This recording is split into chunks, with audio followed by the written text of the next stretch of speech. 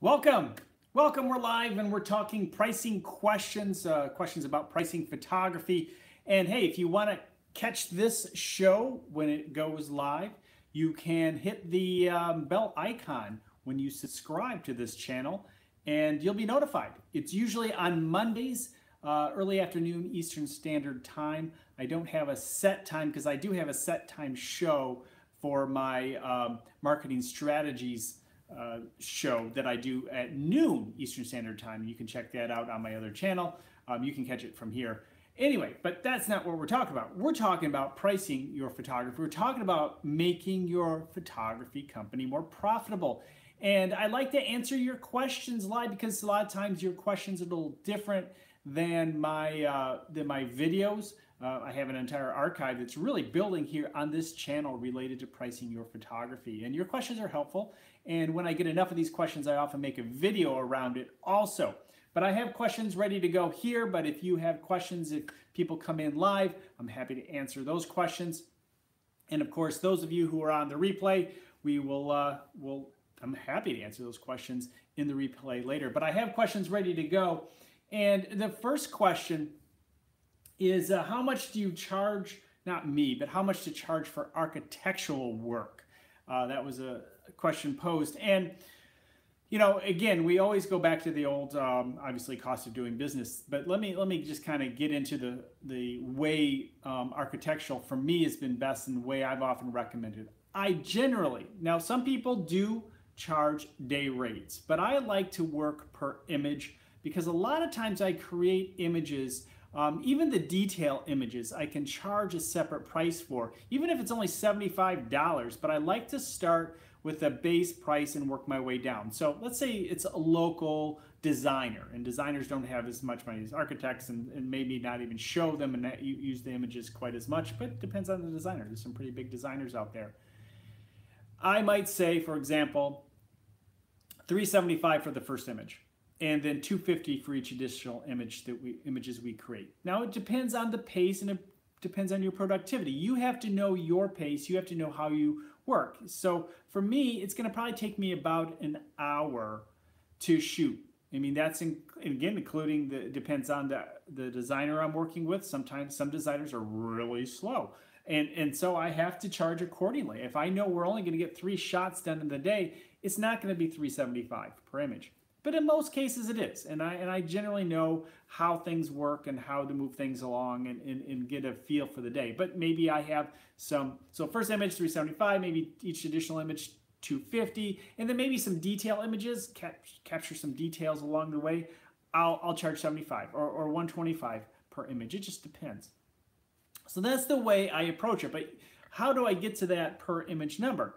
And that most certainly has to do with understanding my cost of doing business, how much I need to charge each day, what is my day rate.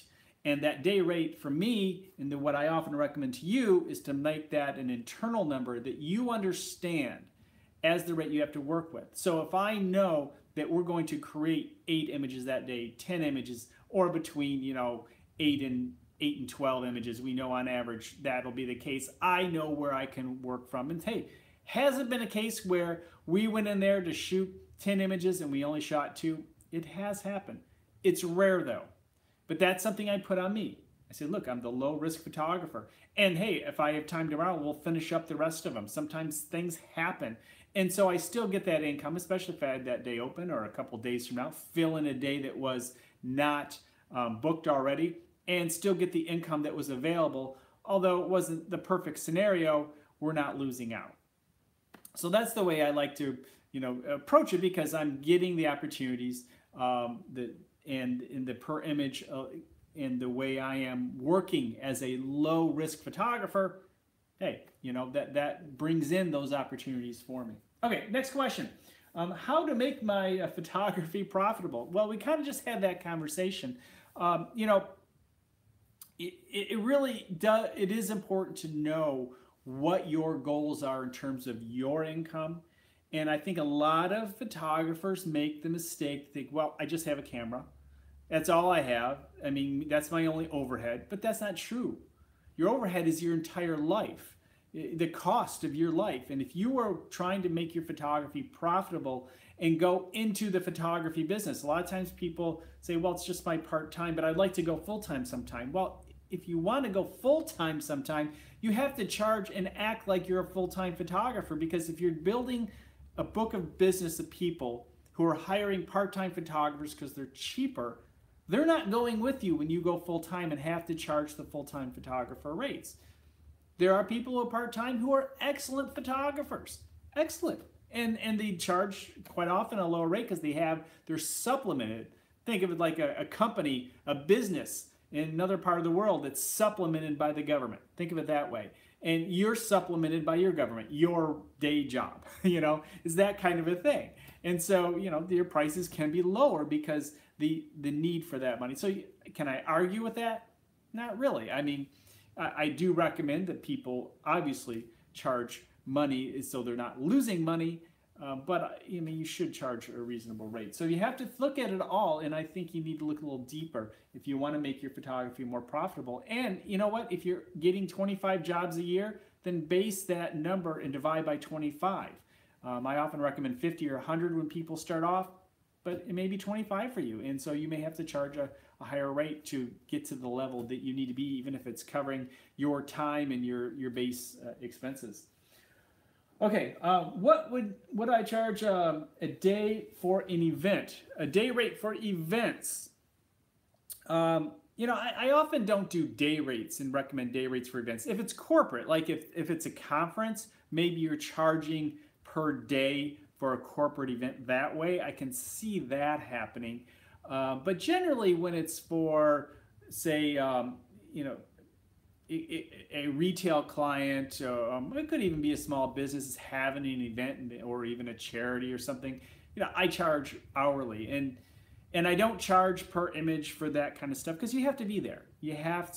Charge the amount that is required that covers your costs for being there as well as your editing time. Now, some people charge afterwards for the editing, and that is just fine too. But I usually include that and tell them, look, this includes the editing and any, touch up that I have to do. Sometimes when I do portrait stuff mixed in there, which can be a problem, and we can talk about that at another time. How you go about that when somebody has said, hey, an event, and can you do these portraits? That's a tough place to be in, and I've seen that happen a number of times. Certainly has happened to me. That's why it's so good. It's so important to ask good questions ahead of time.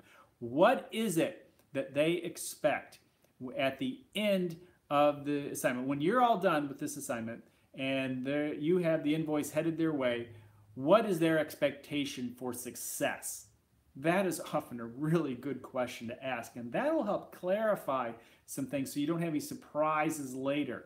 And you can also bring that up. Look, you said this is what you needed. This seems to be something new that you're kind of throwing in the mix. And if you can do it, because look, sometimes when people throw things in the mix, especially at events, it takes you away from doing a good job of creating great images for the event. So you need to be able to have an answer for them when say, look, if you want me to stand over there for an hour taking portraits, I can't capture your event if it's just you. I would have added another photographer, for example. And so ask them, what is their priority? It's good to be clear about that. All right, can I charge for assistance? Of course you can. And you can charge separately for assistance. You can incorporate it. There are a number of ways to promote it. You can always charge for separately line item, or you can roll that in for something like that, like a model or a hard cost fee. I will often line item that out because I want to, honestly, I want to make sure that these are covered. And for some reason, especially when I do this low cost or low risk pricing model, per image pricing model, I want to make sure that at least those costs are covered. And I find that to be a really important way to approach it. All right, what is the mileage rate? I mean, it's actually, I have a note here, 54.5 cents a mile, if you're curious what the 2018 mileage rate is. Interesting question, and happy to answer it. Next question. how do I raise my rates? And this is a question we probably have on every single show. I think the reality is you have to, maybe at the beginning of the year is a good time, or annual time, you need to communicate well with your regular clients that you're planning on doing this. And if you have any pushback, you might want to consider saying, okay, I'm not going to do that this year with this client. I mean, you hate to lose a client, especially if it's a profitable client. Now, if you're raising rates because you're not profitable, well, then you might as well let them go. Either try and raise the rate and say, here we are, I'm happy to work with you, but I have to make this profitable. I've done my calculations and I know what my cost of doing business is. And every time I come here, I'm losing money. And ultimately, that's not their problem. They may very well be able to find another photographer for that rate. But if you can't do that kind of work anymore, sometimes you have to let those clients go. Do everything you can not to, but if you're still profitable, I would, if it's a good company that refers you and you're like just at break even, but they refer you, that's something to consider. Maybe you should keep them anyway. Little things you want to think about along the way. Okay, a couple more questions. How much to charge for portrait? Well, that kind of goes back to the per image pricing conversation, actually. For portraits, it's similar to the architectural question. I like to work per image in those situations. The reason I don't do hourly and day rates, because it's very common for people to add more portraits. I have found people add more portraits than subtract. Now, it is true that, there's that one person whose appointment got changed or got sick and couldn't come in. That happens. But I find in general that they add more as a photographer's in, hey, can I get my portrait? If you do it per image that way, because you have to remember, if you do it hourly and you say there are going to be 5 people there, now they've added 2 more, it's now 7. The fact is, now you have additional work later that you're doing for free. And it's hard to explain this stuff to people. You have all this post-production, you're editing, and the time that you have to deal with the images, although maybe within that same hour, they're wondering what's the problem. So if you do it per image and there's a value for each image, I think it's a much better way to go. Kind of the same, figure out your day rate, how many you can do per hour. Even I've had situations where people said, hey, what about family and friends? Don't give them an outrageous. Even in those situations, I'll say, how about $25 an image? I normally charge, say, $300 per image, but for you, my friend, $25. The reason I do that is because they add people too. And the next thing you know, it's another one, or they want a bunch of different looks or things happening. And so now they have a budget. Maybe they have a $100, $200 budget. That's fine. But it's better than saying, hey, I'm going to spend an hour with you, 2 hours with you for $50. But when you do hundreds and hundreds of dollars worth of work, you want it to be at least, if it's scaling, if your friends are scaling this opportunity on you, you want to at least be able to keep up with them with that per image price and at least be compensated for at least the time you're spending in the post-production, even if you're not making a lot on the time you're spending with your friend. All right, last question. What is licensing a photograph? Before I get into that, I want to remind everybody who's watching live and in the replay, make sure that you subscribe. Of course, hit the bell icon so you're notified when I go live, so I can answer your questions and we can talk about making more profitable photography businesses. And again, I like to use your questions as kind of a step-out point for my next videos, because I'm uploading about 3 a week total, while including the live video, 3 a week for the photography community, to help us to keep this community as healthy as possible. And the more information we have out there, we can't tell everybody how much to charge, but the more information that's out there, the more we can help people by sharing videos like this or blog articles from other great photographers who are sharing good information. The more we can do that, the healthier our industry will be as a whole, because there is a lot of competition, and we'll talk more about that definitely in the coming weeks. Okay, so what is licensing a photograph? Here's the deal. When you create an image, you are creating a copyrighted image. Like it or not, doesn't matter. it's your phone or a $6,000 SLR camera, it's a copyrighted image. And it's kind of like painting or music or software. You know, the fact is, when you buy software, you can't now just take that code and run off with it and resell it and all that. No, you're licensing the use of that software. So when somebody asks you to take a photograph, they're commissioning you, excuse me, better word, commissioning you to create the image, and then you license it to them unless they buy the copyright from you, which is a whole nother conversation, which obviously has great value. So they're licensing it. So you can charge for that license in terms of how much they can use it, especially in the commercial world. Generally, weddings, seniors, you know, portraits like that, families said, you're not going down that whole road with them. You just let them know, I still own the copyrights.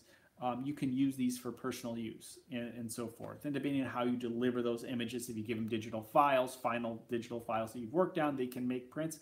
Fine, tell them they can do that, or that they can't. You have to be very clear with all that.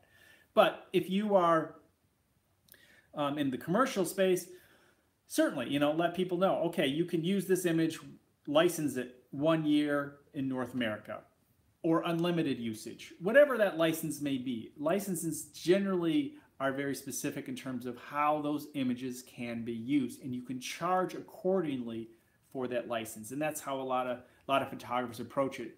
I hate to say it this way, a lot of very old school style, but it's more higher end commercial these days. It was much more common that photographers would use the actual word license in the process. And it's very common for it to be the default 1 year use in North America or in Europe or your country or even a region or city. I mean, that licenses can be basically anything you want, any parameters that you want. It is not magic.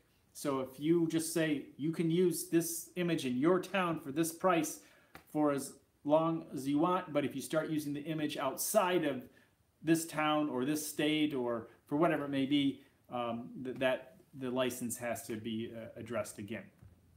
Okay, so that's it. I'm looking forward to answering more of your questions. Hit me up at Rosh Sillars on Twitter and ask questions there, and I will put them up over here. A lot of these questions come from people who, you know, on the blog at roshsillars.com or who email me and so forth. And so I just pull them. I don't always throw names on there, but hey, I'm happy to shout you out. If you're a photographer and you have a great question you want to share and you'd like a little shout out, I am happy to share your work, even your website, and just with a great question. That's the fee, a great question, and I'm happy to share that with the community.